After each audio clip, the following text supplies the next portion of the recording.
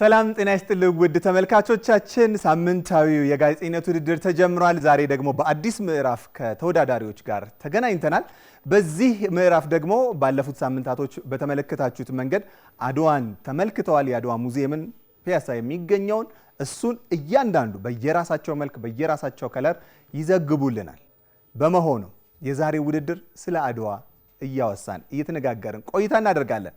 ፕሮግራማችንን የምንከፍተው ከፊታችን ባሉ ወላጆቻቸው በሚሰጡ ሞራል ነው። እስቲ ለሁሉም ተወዳዳሪዎች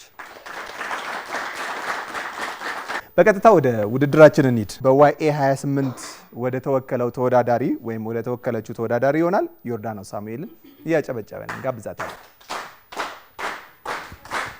ኢትዮጵያውያን አርበኞች በባዶ እግራቸው ከ5 ወር በላይ ተጉዘው ለሀገራቸው የነበረው ጥልቅ ፍቅር አንድ አድርጓቸው በቅኝ ግዛት ለመግዛት የመጣውን የፋሽስት ጣሊያንን ጦር ድል ያደረጉበት ታላቅ በዓል ነው። ታዲያ የአፍሪካውያን ኩራት ለሆነው ለአድዋ ለ127 ዓመት ያክል መታሰቢያ ያልተሰራለት ሲሆን ለ128ኛውና ለ129ኛው የድል በዓል አርበኞች ለከፈሉት ዋጋ መታሰቢያ እንዲሆን አድዋ ሙዚየም ተሰርቷል። በዚህ ሙዚየም ውስጥ በጦርነቱ ወቅት ኢትዮጵያውያን ለምግብ መያዣ የተጠቀሙበት አገልግል፣ የተለያዩ ድስቶች፣ የቅመማ ቅመም መያዣዎች፣ ውሃን እንዲያቀዘቅዙ በቆዳ የተሰሩ ኮዳዎች፣ የአረቄ የጠላና የጠጅ መጠጫዎች ይገኙበታል። ደግሞ ጥይት እንዳይበሳቸው በጉማሬ ቆዳ የተገዘሙ ጋሻዎች፣ ጎራዴዎች እንዲሁም በኢትዮጵያውያን የተማረኩ የጣሊያን መድፍ፣ ቴሌስኮፕና ሽጉጥ በአድዋ ሙዚየም ውስጥ ይገኛል። በሰዓቱ የነበሩት ጋዜጦች እንደ ኒውዮርክ ታይምስ፣ ዘ አትላንታ ኒውስ የጣሊያንን መሸነፍ የሚያትቱ እትሞችን አውጥተዋል። 9 ሰዓት በፈጀው በዚህ በአድዋ ጦርነት 120 ሺህ ኢትዮጵያውያን የተሳተፉበት ሲሆን ከነዚህም ውስጥ 45000 ፈረሰኞች፣ 20000 ደግሞ ሴቶች ነበሩ። ሴቶች በወኔና በቆራጥነት ወገባቸውን አስረው ስንቅ በማዘጋጀት አልፎም በፈረስ ላይ ሆነው የተዋጉ ሲሆን በአድዋ ሙዚየም ውስጥ ያላቸውን የጎላ ሚና የሚያሳዩ የስዕል ስራዎች ይገኛሉ። በሌላው በጀግንነት በጥበብና በመፍትሄ አፍላቂነት ጦሩን ሲመሩት የነበሩት አጼ ምኒልክና እቴጌ ጣይቱ የመታሰቢያ ሐውልታቸው በአድዋ ሙዚየም ውስጥ ይገኛል። እንግዲህ ከተለያዩ አካባቢዎች የተውጣጡ 12 የጦር መሪዎች የጥቁር ሕዝብ ፋና ወጊ የሆነውን የአድዋ ድልን እንድንጎናጸፍ አስችለውናል። የመታሰቢያ ሐውልታቸውን በአድዋ ሙዚየም ይገኛል። ኢትዮጵያውያን አርበኞች በታላቅ መስዋዕትነትና ተጋድሎ ይህችን ነጻ ሀገር ለኛ አስረክበዋል። ከአድዋ ሙዚየም ይህንን ዘገባ ከብዙ በጥቂት ያቀረብኩላችሁ እኔ ዮርዳኖስ ሳሙኤል ነኝ። ሰላም። እናመሰግናለን። ዮርዳኖስ ሳሙኤል ዋይኤ 28 ተወክላለች። በቀጥታ ወደ ዳኞች ሄዳለሁ። ኤርሚያስ ሀሳብ ሰጥ። እሺ ዮርዲ እንኳን ደህና መጣሽ። ቆንጆ ነበረ አቀራረብሽ፣ ጥሩ ነው፣ ወድጄዋለሁ። ግን እዚህ ጋር ውድድር ነው ልክ መለየት ስላለብን ማለት ነው። ከአንቺ በፊት ላለውም አስተያየት ሲሰጡ ነበረ የማንበብ ጋር በተያይዞ ማለት ነው።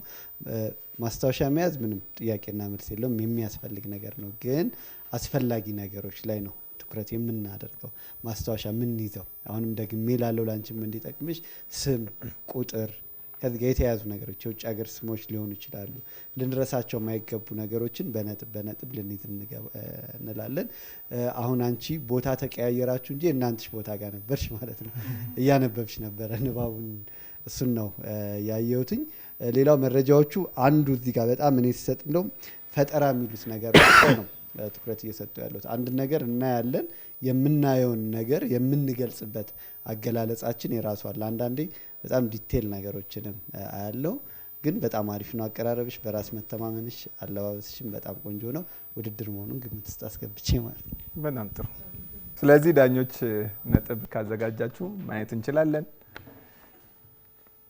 8-8-7 እናመሰግናለን።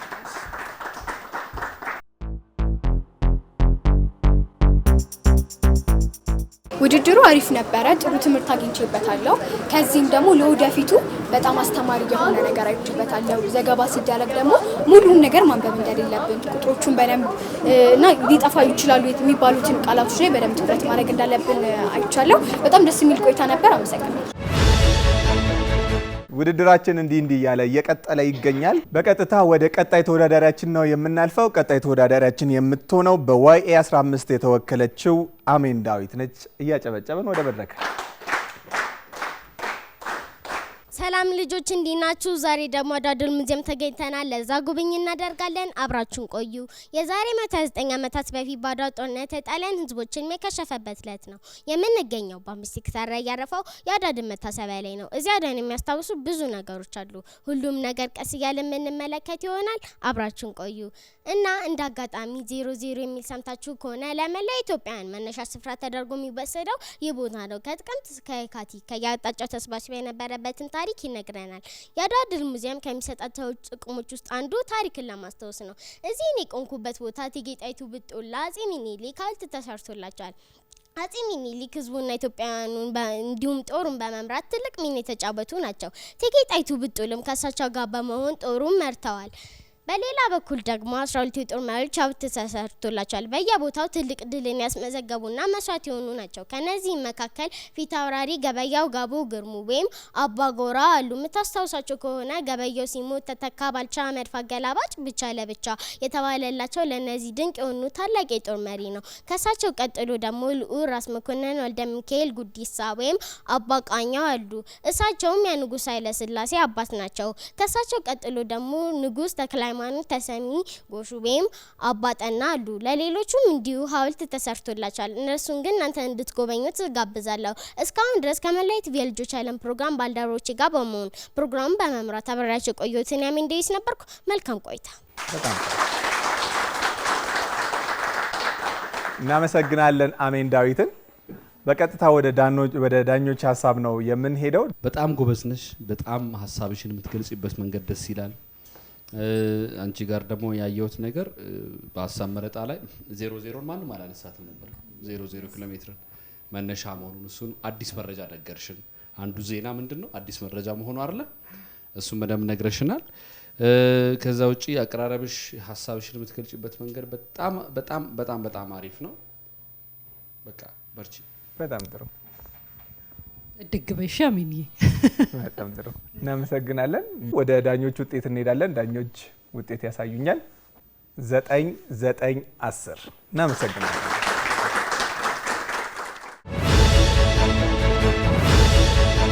ውድድሩ እጅግ በጣም አሪፍና ደስ የሚል ውድድር ነበር።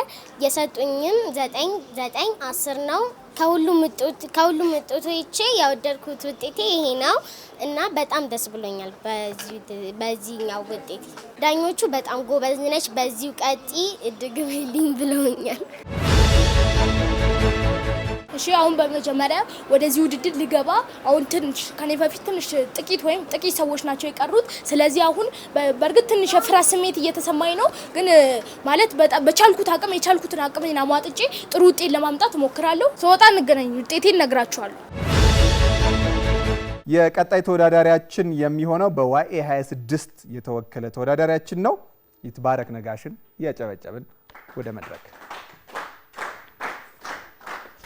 በመጀመሪያ ወገን ክብራኤል ከስቱዲዮ እናመሰግናለን። ሰላም ጤና ይስጥልን ተመልካቾቻችን፣ እንደምን ቆይታችኋል? ዛሬ ደግሞ አዲሱ በአድዋ ድል መታሰቢያ ሙዚየም ተገኝተን የተወሰኑ ነገሮችን እናስጎበኛችሁ ተገኝተናል። በመጀመሪያ የአድዋ ድል የኢትዮጵያ ሉዓላዊነት ከማስጠበቅም በላይ ለመላው ጥቁር ሕዝቦች የነጻነትና የኩራት ተምሳሌት የሆነ ታላቅ ታሪካዊ ክስተት ነው። ይህንን ታላቅ ድልና ጀግኖች አባቶቻችን የከፈሉትን መስዋዕትነት ለመዘከርና ከትውልድ ወደ ትውልድ ለማስተላለፍ በልዩ ሁኔታ ተሰርቶ ለጎብኚዎች ክፍት ሆኗል። ሙዚየሙ የሚገኘው በመዲናችን አዲስ አበባ ፒያሳ አካባቢ ሲሆን የኢትዮጵያ አቆጣጠር በየካቲት 2016 ዓ.ም 127ኛው የአድዋ ድል በዓል በሚከበርበት ወቅት በከፍተኛ የመንግስት ባለስልጣናትና ጥሪ የተደረገላቸው እንግዶች በተገኙበት በደማቅ ስነ ስርዓት ተመርቋል። በወቅቱም በሁለቱም ወገኖች ጥቅም ላይ ያሉ የጦር መሳሪያዎች፣ አልባሳትና ሌሎች ታሪካዊ ቁሳቁሶችም ለእይታ ቀርበዋል። የጦርነቱ ዝግጅት፣ የኢትዮጵያ ጀግኖች የተጠቀሙባቸውን የጦር ስልቶች፣ የውጊያውን ሂደትና ቁልፍ ክንውኖችም በዝርዝር ተቀምጠዋል። ሙዚየሙ ታሪኩን ይበልጥ አሳታፊ ለማድረግ በዘመናዊ ቴክኖሎጂዎች የታገዘ ሲሆን ዲጂታል ማሳያዎችን፣ ሌሎች ቴክኖሎጂዎችን ጥቅም ላይ አውሏል። በመጨረሻም አዲሱ የአድዋ ድል መታሰቢያ ሙዚየም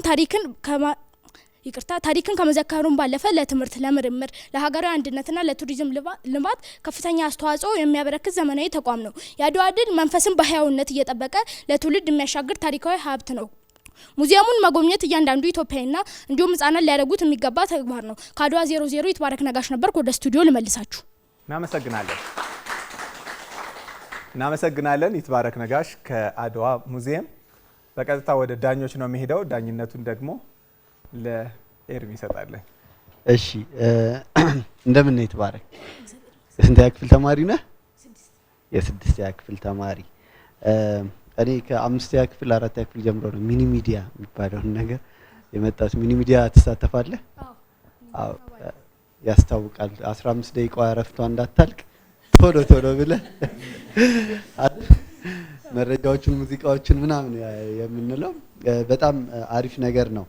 አንተ ጋር ያየሁት ኃይልህ ይሄ በደንብ ነው፣ ኢነርጂ በደንብ ነው ያለ። በቃ በደንብ ለማቅረብ ብዙ ጊዜ ስናቀርብ እንደዛ ነው የምንባለው። ምንም አይነት ሁኔታ ውስጥ እንሁን ልክ ስክሪን ጋር ስንመጣ ግን ያ ነገር ማስታወቅ የለበትም። በቃ በሙሉ ደክሞ እርቦ አሞ ሊሆን ይችላል፣ ግን ያንን ነገር ኃይልህን ማሳየት በጣም ደስ የሚል ነው።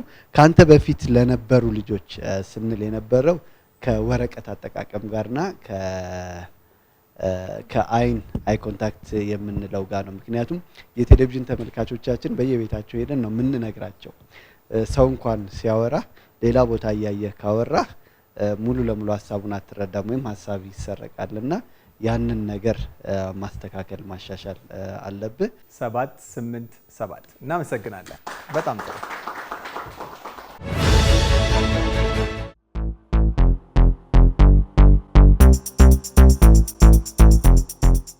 ጥሩ ነበር። ያው በእርግጥ በኔ ላይ ነው ችግሩ፣ ማለት የኔ ችግር ነው። የሆነ እንደ ፍጥነትም አልኩ የሆነ ፍጥነትና አይ ኮንታክት ነው የጎደለኝ። ለቀጣይ ያው ለፕሮዳክሽኑ ካለፍኩ አሻሽዬ ለመምጣት እሞክራለሁ። ተመልሰን መጥተናል። የምትገኙት ኢቲቪ የልጆች ዓለም ላይ ነው። የጋዜጠኝነት ውድድርን እየተመለከታችሁ ትገኛላችሁ። በቀጣይ ደግሞ መታ የምትወዳደረው በዋኤ 24 የተወከለችውን የጋዜጠኝነት ውድድር ተወዳዳሪያችን ነው የአብስራ ደርቤን እያጨበጨበን ወደ መድረክ እንጋብዛታለን። እሺ ባልደረባችን አመሰግናለሁ። ውድ የኢቲቪ ልጆች ዓለም አሁን የምንገኘው ፒያሳ በሚገኘው አድዋ 00 ሙዚየም ከአስጎብኚያችን ወይዘሮ ትዕግስት አንጋሱ ጋር ነው። ቅኝታችን በግቢው ስንጀምር 00 ኪሎ ሜትርን እናገኛለን። በመቀጠልም የ12ቱን የጦር መሪዎች ሐውልቶች እየተመለከትን እንገኛለን። የአርበኞቹ መጠሪያ የኖሩበት ጊዜ በሐውልቱ ላይ ተቀርጿል። ወደ ሙዚየሙ ስንገባ በቪዲዮ የተደገፈ መረጃን እየተመለከትን እንገኛለን። በሙዚየሙ የተለያዩ ክፍሎች ውስጥ ደግሞ በጦርነቱ ጊዜ የነበሩ ክስተቶችና ክንውኖች በስዕልና ፎቶ በፍሬም ተሰቅለው ይገኛሉ። በተጨማሪም በጦርነቱ ጊዜ አርበኞቻችን የሚጠቀምባቸው አልባሳት፣ የጦር መሳሪያዎች፣ የመመገቢያ እቃዎች እንዲሁም ባህላዊ የሙዚቃ መሳሪያዎች ይታያሉ። በዚህ ሙዚየም ውስጥ የሚኖረን ቆይታ እንደቀጠለ ነው። አብራችሁን ቆዩ። በመቀጠልም እያየን የምንገኘው በጣም ያስገረመን የአሸዋ ገበታ ሲሆን በውስጡም የተለያዩ የጦርነት አሰላለፎች፣ የጦርነት ቦታዎች እንዲሁም የትኛው የኢትዮጵያ አርበኛ ከየትኛው የጣሊያን የጦር መሪ ጋር ተዋጋ የሚለውን በጉልህ ያሳያል። ከአሸዋ ገበታው ጎንም ገበየው ቢሞት ተተካ አልባልቻ መድፍ አገላባጭ ብቻ ለብቻ የተባለለት የፊት አውራሪ ገበየው መድፍ እየተመለከትን እንገኛለን። በመጨረሻም የምንመለከተው ፀሐይ የተሰኘችውን በኃይለ ሥላሴ ሴት ልጅ የተሰየመችውን በ1928 በኢትዮጵያ የተሰራችውን አውሮፕላን ነው። ከለሯ ጥቁርና ነጭ የነበረ ሲሆን ጣሊያኖች ከወሰደ በኋላ እንደምናየው ቀይ ተቀብታለች። የዛሬ ዓመት ገደማ ነበር ወደ ሀገር የተመለሰችው። ውድ ተመልካቾቻችን የዛሬ ቅኝት ፕሮግራማችን ይህን ይመስል ነበር። አሁን ወደ ስቱዲዮ መልሳችኋለሁ። በድጋሚ አብራችሁን ቆዩ። እናመሰግናለን። በጣም ጥሩ ያብስራ። በቀጥታ ወደ ዳኞች ነው የሚሄደው። ዳኞች አሁን ስለ አድዋ በሰማችሁት መሰረት ሀሳብ ስጡ።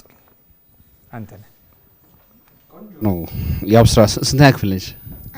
አምስተኛ። በጣም አሪፍ ነው። አለባበስሽ በጣም ወድጀዋለሁ። ከዘማቾች አንዷ ነው የምትመስዩ። ቆንጆ ነው እና አቀራረብሽ በቃ ሙሉን ያነበብሽልን ያነበብሽው እና ቲቪ ደግሞ እንደሱ አይደለ ማስታወሻ ያዙ ሲባል እንደው ለሌሎች የነገር ነው ላንቺ ምን እንገርሽ ወደፊት የጋዜጠኝነት መስመሩ ስላለሽ ማስታወሻ ለምሳሌ አጭር ማስታወሻ ትይዛለሽ አይደለ? አጭር ስትይጂ እሷንም ዝቅ አድርገሽ ከደረት በታች ለምሳሌ ስም እንዳትረሺ፣ ቁጥር፣ ማዕረግ፣ ፋክት የሚባሉ አሉ አይደል? እንደዚህ ዋና ዋና መረጃዎቹ እነሱን ዓመተ ምህረት እንዳትስቺ፣ ቦታ እንዳትስቺ ለመያዝ ያህል ነው። ከዛ ውጪ ግን ላይቭ ሪፖርተር ማለት ላይቭ ሪፖርት የሚያደርግ ሰው ዋና ፖይንት ያየውን ነገር በአእምሮ ኢንተርናላይዝ ወይም ደግሞ ውስጡ አስገብቶት ያየበትን መንገድ ነው። በቃ እሱ ነው። አሁን ያንቺ በቃ ሬዲዮ ነው። ኢትዮጵያ ሬዲዮ ላይ ቆንጆ ሪፖርቲንግ ነው የሚወጣው። ስለዚህ አንደኛ ካሜራ አወቀንም አላየሽም ካሜራም አሁን ቢልሽ አታዩም ማለት ነው። ካሜራ እያየሽ ቢልሽ ማለት ነው። ስለዚህ ዋናው ቲቪ ደግሞ እይታ አይደለ ከተመልካች ጋር በካሜራ ውስጥ እየተያየሽ ማቅረብ ማለት ነውና እሷን ነገር እንትን ብትያት መረጃ ላይ ምንም የሳትሽው ነገር የለም። ፀሐይ ላይ እንደውም አዲስ ነገር ሰማሁ። ቀለሟን እኔ ራሴ አላቅም ነበር ጣሊያኖች መቀየራቸውን በጣም ያሳዝናሉ። እዚህ መተው እንትን ብለዋል እነሱ በደንብ አድርገው የኛዎቹ ደግሞ ፓይለቶች ወይም ደግሞ ኢትዮጵያ አየር ኃይል ደግሞ ቆንጆ አድርገው አስተካክሉታል። ይሄ መረጃ ካንቺ ነው ያገኘነው። እሱ ነው ደግሞ ዜና ማለት አይሽ አዲስ መረጃ አዲስ ነገር ነገርሽን ማለት ነው። በዚህ ደግሞ ኤክሴል ታደርጊያለሽ። ከዛ ውጪ በጣም አሪፍ ነው። ድምጽሽ አሪፍ ነው። ጉድ በጣም ጥሩ። ተጨማሪ ሀሳብ ካለ ኦዲየንስሽን የለየሽበት መንገድ ቆንጆ ነው። አቀራረብሽ ለህፃን ነው በቃ ሪል እና ደስ የሚል ህጻናት በደንብ ሊሰሙሽ የሚችሉት አይነት አቀራረብ አለሽ። ግን አንተ እንዳለው አቀራረቡ የፕሮግራም ነው፣ ቅኝት ነው። አንቺም ያልሽው እርግጥ ምናልባት ሲቀርብ እንግዲህ ነውጌ ምንድነው የተፈለገው የሚለውን እንደነገሯችሁ በደንብ ተስፋ አድርጋለሁኝ። ለኒውስ ሲሆን በዛ መልኩ አይደለም። ይሄ ለፕሮግራም አይነት ታይፕ የሆነ የፕሮግራም አይነት አቀራረብ ነው የነበረሽ አቀራረብ እና ወደ ዜና ማምጣት ይጠይቃል። ያለሽ ነገር ግን በደንብ አዳጊ መሆን የሚችል ነገር እንደሆነ ይታያል እና በጣም ቆንጆ ነው። ኪፕ ኢት አፕ። እሺ እናመሰግናለን። በጣም ጥሩ። ስለዚህ ነጥብ ከዳኞች እናያለን። 7-8-8 እናመሰግናለን።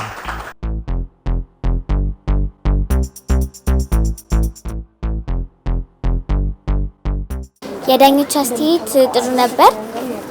ብዙ ሰዓት ወደ ታች ያለው በቃሊም ስላልሸመደትኩት ትንሽ ነጥብ አስራት። በቀጥታ ወደ ቀጣይ ተወዳዳሪያችን ነው የምንሄደው። ጊዜውን ለዳኞች ነው እየሰጠን ያለ ነው። ቶሎ ቶሎ እያሉ እየመጡ ሀሳባቸውን አድዋ ሙዚየም ጋር ሆነው ያቀርቡልናል። በዋይኤ 01 ተወክላለች ሁስኒያ ሙዲንን እያጨበጨብን እንጋብዛታለን። አመሰግናለሁ። ሳምሶንና ማራማዊት ለመላው አፍሪካውያን ነጻነት የጥቁር ህዝቦች ድል የኢትዮጵያውያን ማንነት ለሆነው ለ129ኛው የአድዋ ድል መታሰቢያ በዓል በሰላም አደረሳችሁ። በዛሬው ዕለት ነበር የካቲት 23 እንደ ኢትዮጵያውያን አቆጣጠር 1888 ኢትዮጵያ የጣሊያንን ሰራዊት በቁርጥ ቀን ልጆቿ ድል ያደረገችው። ድሉ የኢትዮጵያ ብቻ ሳይሆን የመላው አፍሪካውያን የጥቁር ህዝቦች ድል ነው። ኢትዮጵያ ለአፍሪካ ከዋለቻቸው ውለታዎች አንዱ አድዋ ነው። ቀደም ሲል እንደገለጻችሁት ይህንን ግዙፍ ታሪክ አግሎቶና አድምቆ የሚያሳየን አድዋ ሙዚየም እንገኛለን። አድዋ ሙዚየም ወይም አድዋ 00 የተባለበት ማንኛውም ርቀት ሲለካ 00 ተብሎ የሚጀመረው ከፒያሳ በመሆኑ እንዲሁም ኢትዮጵያውያን ተሰባስበው ለድል የተመሙበት በመሆኑ ስያሜውን አግኝቷል። በአጠቃላይ 40 ቅርጻ ቅርጾች ያሉ ሲሆን ግማሾቹ ግድግዳ ላይ የተለጠፉ፣ ሌሎቹ ደግሞ የቆሙ ናቸው። የአጼ ሚኒሊክና የእቴጌ ጣይቱ ሐውልት የመሪነት ሚናቸውን እንድናስታውስ በተለይም የእቴጌ ጣይቱ ስልታዊ መሪነትን ታሳቢ እንድናደርግ ከፊት ለፊቱ የፏፏቴ ውሃ ይገኛል።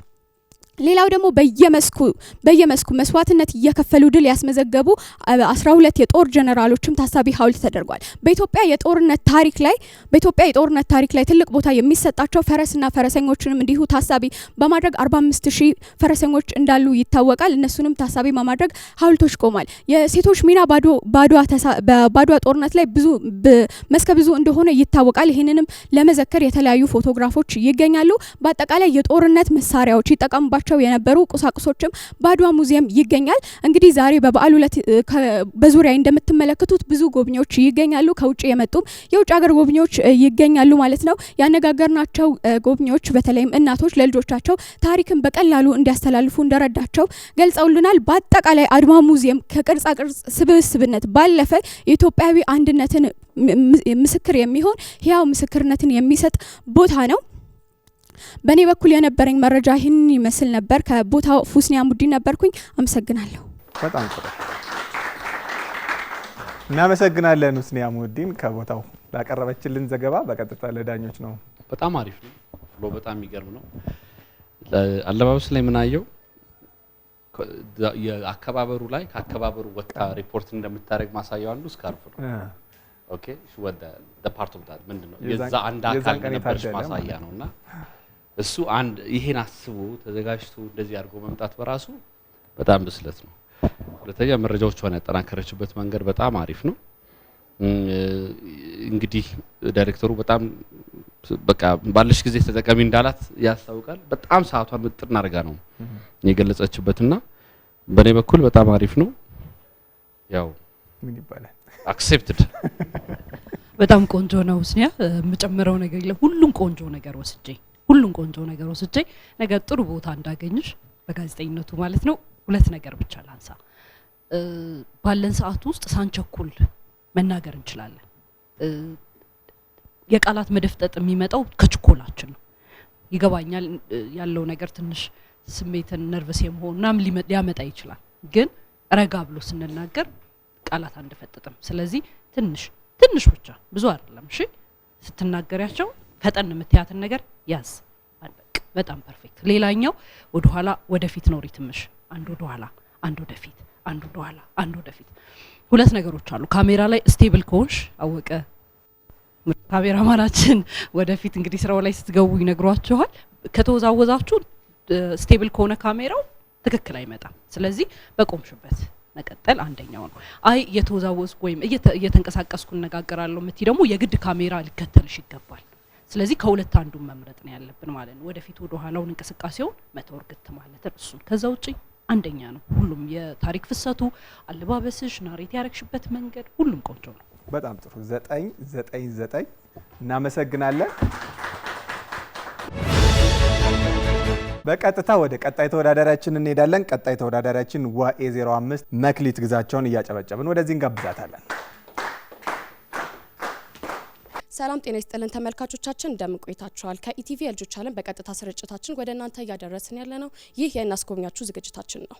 የአድዋ ሙዚየም ለ127 ዓመታት ምንም አይነት መታሰቢያ ያልነበረው ሲሆን በአድዋ ጊዜ የነበሩ ቁሳቁሶች በተለያዩ በእንጦጦ ሙዚየም፣ በ5 ኪሎ ሙዚየም፣ በተለያዩ ሙዚየሞች ቁጭ ብለው የነበሩ ሲሆን አሁን ግን በአድዋ መታሰቢያ ሙዚየም ይገኛሉ።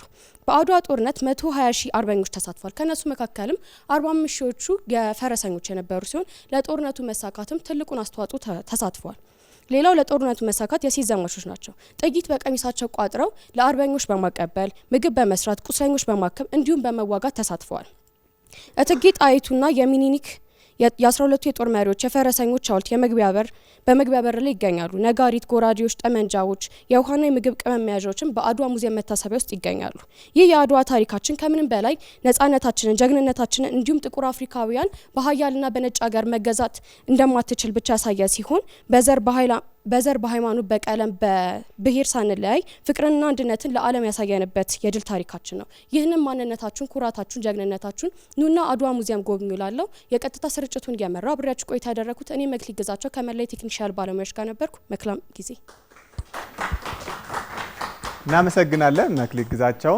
በቀጥታ ለዳኞች ነው ጊዜውንም ሰጠው። መክሊት በጣም አሪፍ ነው። አለባበስሽ በጣም ነው የወደድኩት። እዛው ጋር የኢትዮጵያዊነት የሚገለጽበት ቦታ አድዋ እሱን ነው በደንብ ሪፕሬዘንት የወከልሽው። መረጃ ያስሽበት መንገድ ለምሳሌ ወረቀት አጀንዳ ላይ ያስደግፍሽበት መንገድ አልፎ አልፎ ነው መሀል ላይ የምታየው። ቀደም ሲል የሰጠነው አስተያየት ላንቺም ስለሚጠቅም እንደዛ ነው። መረጃ ትይዝና ሲያስፈልግ ነው እንጂ ማንበብ ለቴሌቪዥን በጣም አይመከርም። ከውስጥ ፕሮዳክሽን ካለው በስተቀር በቃል ማውራት ነው የሚመከረው ያስባለሁ። ሌላው አቀራረብ ላይ ትንሽ የራስሽ ከለር ብቻ ቀጥ ነገር ሲሆን ሽምደዳ እንዳይመስል ላይቭ መሆኑ የሚያስታውቀው እሱ አይደለም። የራስሽን ሀሳብ የበትፋት ነገር ነው መሆን ያለበት፣ የማስቀመጥ ሀሳብ ነው መሆን ያለበት። ከዛ ውጪ አንዳንድ ስብስብ ታሪክ አንዱ ጉዳይ ላይ አሁን አንድ የጀመርሽልን ነበርና እሱን ዘለሽ ሌላው ሁሉንም ለማዳረስ ሞከርሽ። እንደዛ ሲሆን ሰዓት ዳይሬክተር ቁረጭ ይልሻል። አንድ ያኛውን ጀምረሽ ሌላኛው ለመሄድ እስቲ ቃላት መደፍጠጥ እንዳይመጣ እሱ መጠንቀቅ ያስፈልጋል። ከዛ ውጪ በጣም አሪፍ ነው ፍሎሽ። መክሊቴ በጣም ቆንጆ ነው። አለባበስሽ በጣም ቆንጆ ነው። ቦታውን ይመጥናል እንዳለው አንቴ ሉክሽም ቆንጆ ነው። ካንቴ ጋር መቃረነው አላነበብሽም ያለው በደንብ ነው ያነበብሽው። እኔ የተሰማኝ እንደዛ ነው ማለት ወይ ሳይሽ ባየውሽ ቁጥር ወይ ወደ ታች ያየውሽ ስለሆነ ይሆናል። በደንብ ካሜራ ሉክ ማድረግ አለብሽ በደንብ ኢቭን ስናነብ ማንበባችን ብዙ ማስተዋወቅ የለበትም። ጎንበስ ብለን ብዙ መቆየት እንኳን የለብንም እና ደግሞ በማያስፈልገው መለየት ቅድም ደጋግመን ያላትን ነገር እሷ ላይ ብቻ። ከዛ ውጪ ድምጽሽ በጣም ቆንጆ ነው። እርጋታሽ በጣም ቆንጆ ነው። ጆሮ የሚገባ ነው። በዚሁ ይዘሽ ግን ሀሳቡን ገዝተሽ የራስሽ አድርገሽ ጉዳዩን በደንብ ተረድተሽ በደንብ ልታወሪ የምችበትን አይነት ደግሞ ከልምምድ እያመጣሹ ሂጂ። ሌላው በጣም ቆንጆ ነው። ሌላ ሀሳብ ከሌለን ዳኞች ነጥብ ታሳዩኛላችሁ። ለመክሊት ግዛቸው በዋኤ 05 የተወከለች ማየት እንችላለን። 888 እናመሰግናለን።